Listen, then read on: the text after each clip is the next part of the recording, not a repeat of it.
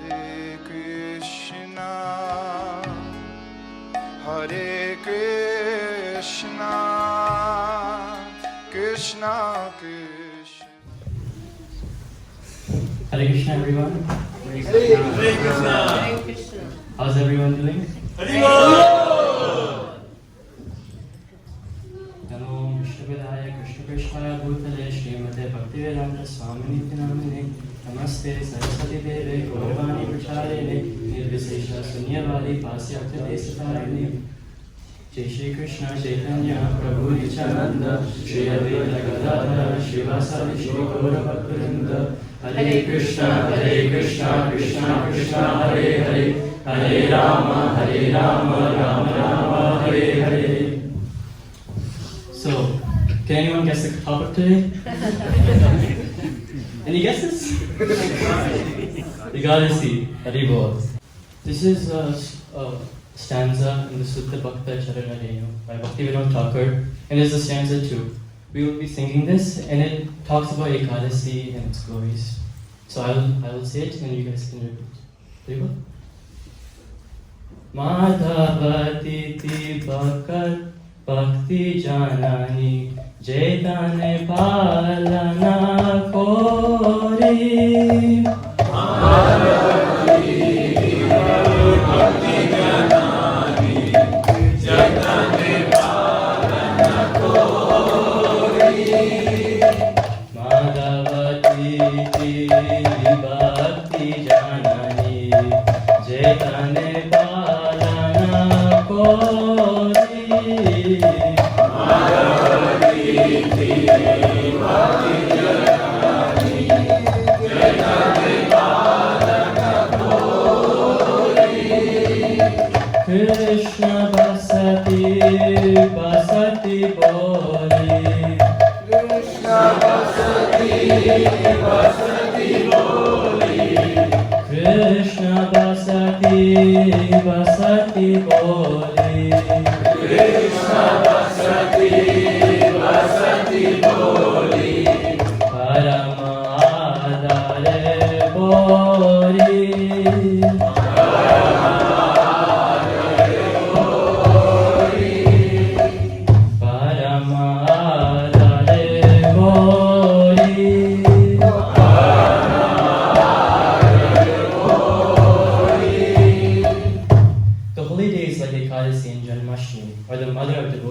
Who respect them, that the holy places of Krishna's pastimes be my places of worship and bless me. So, first of all, what is Ekadashi? So Ekadashi is the 11th day of, so in each month there's 2 Bhakshams. A Bhaksham is 15 days, and each Bhaksham there is 1 Ekadashi. Ekadashi is the 11th day of each Bhaksham. So the first Bhaksham is called Shukla Bhaksham, and the second Bhaksham is called Krishna Bhaksham. And Shukla Bhaksham is from the new moon to the full moon, and Krishna Bhaksham is from the full moon to the new moon. So that's the technical term of what Ekadashi is. And during Ekadashi, we fast from grains and beans, also known as legumes, and there's also different types of Ekadashis. So in accordance to our abilities and how much faith we have and how much willingness we're able to put into Ekadashi, there are different levels. It goes like this. It goes from nirjal, to juices, to fruits, to non-grains. Nirjal is basically where you don't drink any water and you fast the whole day and spend your time in devotional service. Nirjal is the same thing, but you only drink water. And if you're not able to do that, we go on to juices such as mango juice, orange juice, coconut water, different variety of juices that we have. And from there, we go on to eating different types of fruits. And from there, we eat non-grain items, which we'll be talking about in the later slides. So technically, for every Ekadashi, there's a breaking fast time. It may be in the morning or close to midday, but during that time, we must break the fast. And if you might have noticed, every Ekadashi, it has a name to it. Maybe Bhishma Ekadashi, or a different type of Ekadashi. Each one has a pastime, a different story to it. And learning this story helps us able to absorb ourselves into that Ekadasi and really think about what happened on this day, and what it's meant to do. So, the origination of Ekadasi. So, once upon a time, as all stories start, happy stories of course, in Satya Yuga, there was this demon named Mura. Now Mura, just like Hiranyakashipu, he wanted to rule all of the heavens. In order to do this, he brought all of his army demon friends, and they started to go to the heavens in their look, and they fought against all the demigods. And when fighting all these demigods, there was a fierce battle, but for some reason the demigods, they lost. And because of this, the demigods, they went to Vishnu to seek for help, because now Mura took over the heavenly kingdoms, and he was causing havoc. So after going to Vishnu, they were saying, "Oh, please help us, I don't know what to do." And Vishnu got mad and said, "Oh, how did this happen?" And Vishnu led the battle and all the demigods back to Indralok to take back the heavenly kingdoms. Now once there, the demons and the demigods, they both had a fight. And during this fight, it lasted for 100 celestial years. And many of them, and at one time, Mura, he came against Vishnu, and they both had another battle.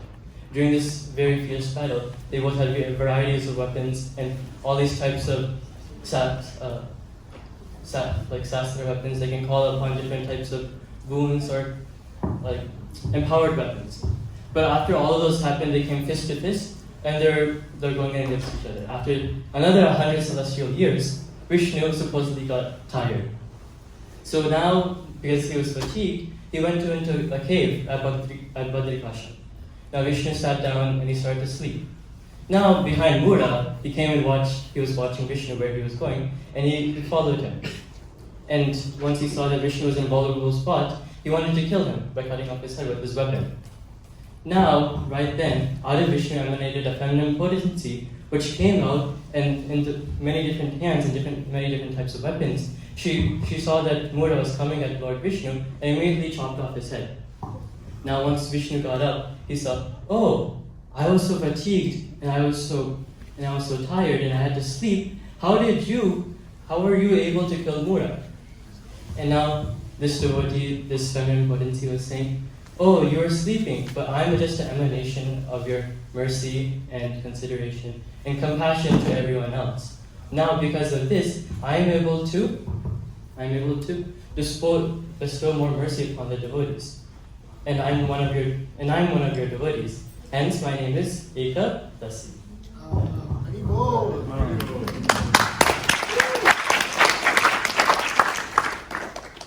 So, as we all know, many youth and different types of people, we all like to hear the scientific perspective.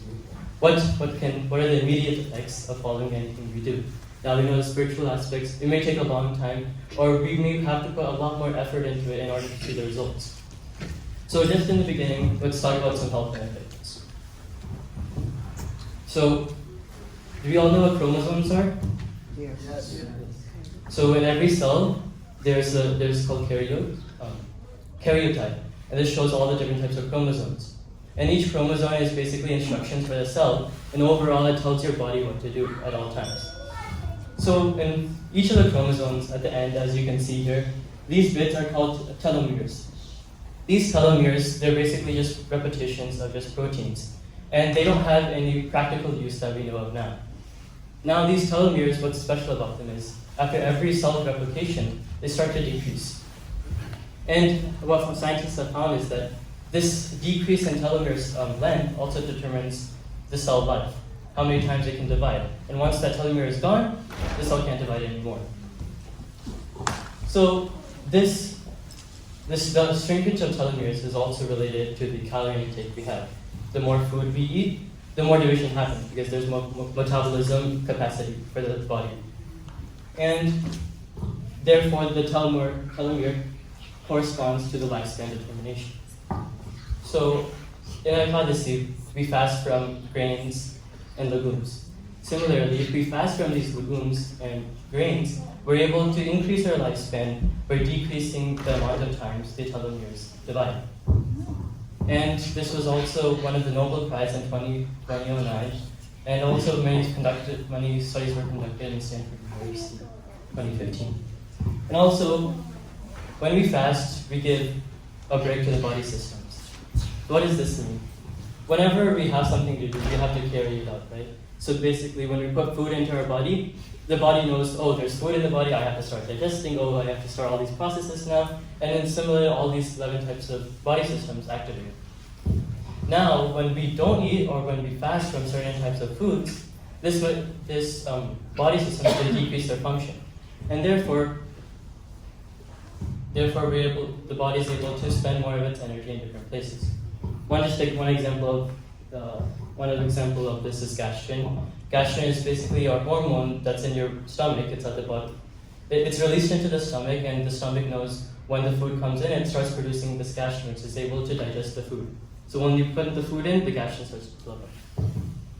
And also, primary prevention for various diseases. So we all know everything we have to have a regulation. Whether it's eating, or we're going out, or different types of recreational activities, we have to have a regulation. Similarly, for food, we have to have a regulation. So if we don't have that regulation, it can cause these different types of diseases, cancer, blood pressure, obesity, diabetes, and such. Some of these are also genetic, so yeah. But cancer, it's basically when the cell replicates multiple times. BP also is caused by different factors. Obesity is directly correlated to more food consumption and such. And increasing health and surrounding awareness.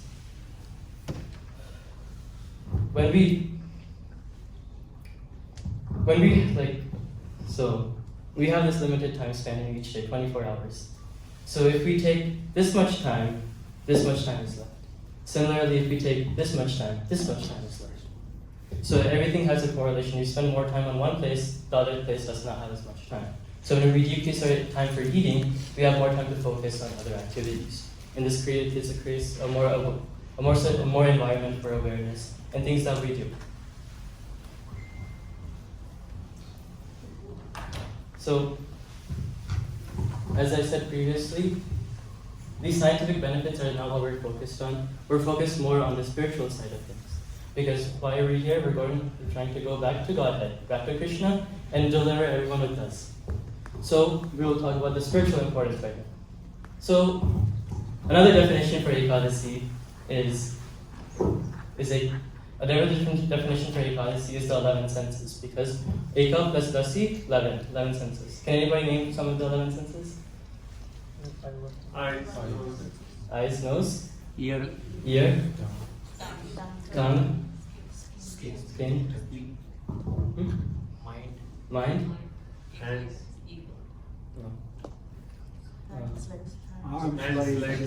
Yes, those are the 11 senses. So the knowledge acquiring, the working, and the mind. Knowledge acquiring are the 5 senses that we know. Working senses are the legs, hands, the defecation, and the genitals. And the mind is one of them. The total consists of 11 senses. So upavas, Ekadasi upavas. Upa means to bring close, and vasa means to stay. So during this Ekadasi upavas, we're trying to go closer to Krishna and stay there. And how do we do this? We do it through our Ekadasi, our 11 senses. Using our 11 senses in the process of coming closer to Krishna. So, the spiritual importance of Ekadasi. As I said before, we have a limited time span. So when we focus more on prasadam, we have less time for devotion. When we focus more on devotion, we have less time for prasadam. Similarly, if we are able to regulate the things that we do, we can have more time and have our priorities in our day-to-day things. And during Ekadasi, many of the things, it's a more auspicious and merciful.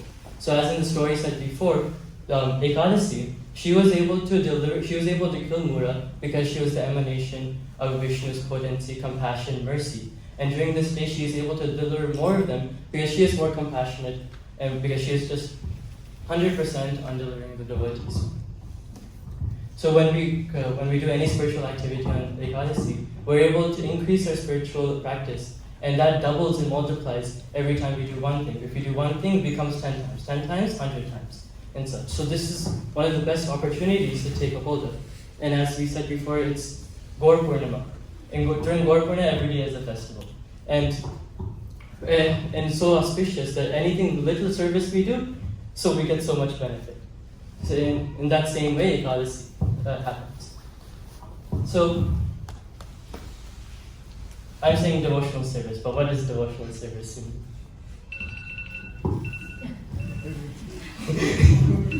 So there's many ways of increasing your devotional service. Many devotees, they increase their chanting, they read more Prabhupada books, associating with the Vaishnavas, and fasting from prajalpa, oftentimes our cell phone, and chanting the holy names. Hare Krishna, Krishna Krishna, Hare Hare, Hare Rama, Rama Rama, Hare Hare. In this way, our whole day is focused on Krishna and devotional service and coming closer to Krishna, Ekadasi Upavas.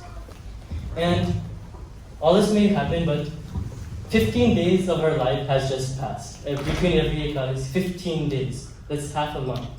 What has happened during those 15 days? Ekadasi is also a time for reflection and seeing what we have performed in the last 15 days. We can see how have we progressed in our sadhana, how are we able to do more things, what abilities have we learned, what more things have we, how much service have we done to others. In such a way, Ekadasi is like a check mark. It's like mark stones in our life. We can see, our progress keeps going up and up and up. So, my personal connection. So, Ekadasi, we all know, is fasting from grains and beans. And we should have a more devotional approach to the day. Similarly, I approached the day with an enthusiastic heart, waiting for my sabudana khichdi to be being ready. So with such enthusiasm, we start the day. I try to do at least one more round in the morning, and then I go to school and focus my day on studies. We're also remembering today is Ekadasi, coming closer to Krishna through our 11 senses, and try to engage our senses more in devotional service. Similarly, once we get home, I try to sing more bhajans such as Dashmati Nandan or Jeev Jago, and just to bring our mind into this place. And in this way, we're able to perform all the 4 things that we said before in order to increase our awareness of our surroundings and show our devotion to Krishna. So some popular Ekadasi recipes are said, and this book is made by our own Krishna Priya Dasi, Mother Krishna Priya. And if you guys are interested, it's downstairs. Please ask Aditya Prabhu for the book, because this shows many different recipes that we can all use. During this Ekadasi, you may be saying, it's fasting. So it's fasting, there's not many recipes to do, it's only potatoes and these and that. But there are many different variety of things. Just by 4 ingredients, we're able to make so many different types of foodstuffs. Similarly, we're able to, just with these 4 acts of devotion, we're able to form so much punyam and so much devotion to Krishna. So, just listed here are some basic ones. Baked potato, sabudana khichdi, sabudana kheer, morio khichdi, quinoa pulao, boiled peanuts, almond burfi, milkshakes, Ekadasi pakora, and banquet.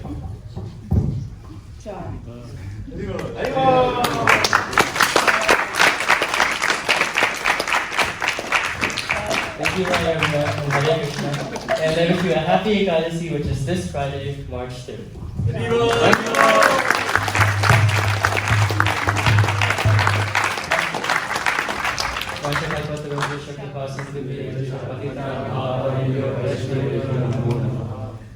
So I'd like to say thank you to Aditya Prabhu, my parents, and all my friends and devotees, and all of the audience here listening attentively and empowering me and giving me blessings. I know many of you are seniors and are much more experienced on this path, so I humbly request for you to bestow your blessing to them.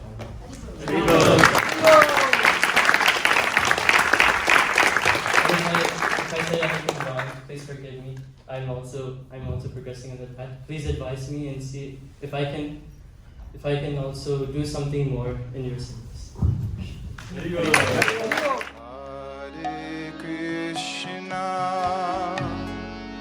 Hare Krishna Krishna Krishna Hare Hare